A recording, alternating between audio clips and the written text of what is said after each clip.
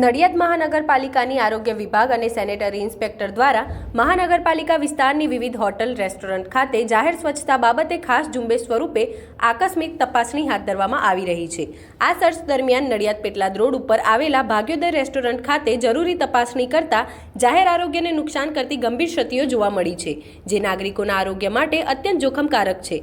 મહાનગરપાલિકાના medical officer of health, sanitary inspector અને team દ્વારા ભાગ્યોદય રેસ્ટોરન્ટમાં હાઇજીન અને સ્વચ્છતા બાબતે જરૂરી તપાસણી દરમિયાન હોટેલ રેસ્ટોરન્ટમાં સાફ સફાઈ યોગ્ય નહોતી, ઉપરાંત આ રેસ્ટોરન્ટમાં સ્વચ્છતાનો અભાવ જણાયો હતો। દરમિયાન નડિયાદ મહાનગરપાલિકાની ટીમે આ રેસ્ટોરન્ટના માલિકને 50,000નો દંડ કર્યો છે। Doctor Prerna Gwalani, health officer Nadiad municipal corporation.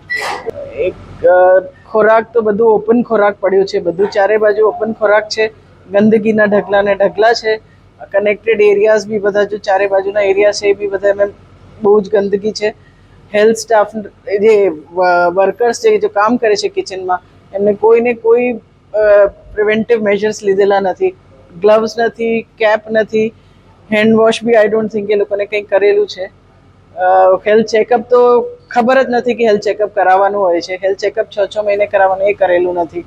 એટલે હવે અમે તાકીદ કરેલી છે, એ પ્રમાણે કાલે થોડું ટ્રેન કરીશું, એ પ્રમાણે એ લોકોને પોલિસીઝ SOPs બનાવડાવીશું અને આગળ એ પ્રમાણે કામ કરશે તો ઠીક, નહીં તો પછી અમારે આગળ કંઈ કાર્યવાહી કરવા પડશે। એ બધાને રૂબરૂ એ વિસ્તારોમાં એ હોટેલ્સ, શોપ્સ વગેરેમાં જઈને તપાસ થશે, એના ફૂડ સેમ્પલ્સ લેવામાં આવશે, એ પ્રમાણે ફૂડ ડિપાર્ટમેન્ટમાં એમનું ચેકઅપ થશે, એ ખાવા લાયક હશે તો ઠીક, નહીં તો પછી આગળની કાર્યવાહી કરવામાં આવશે।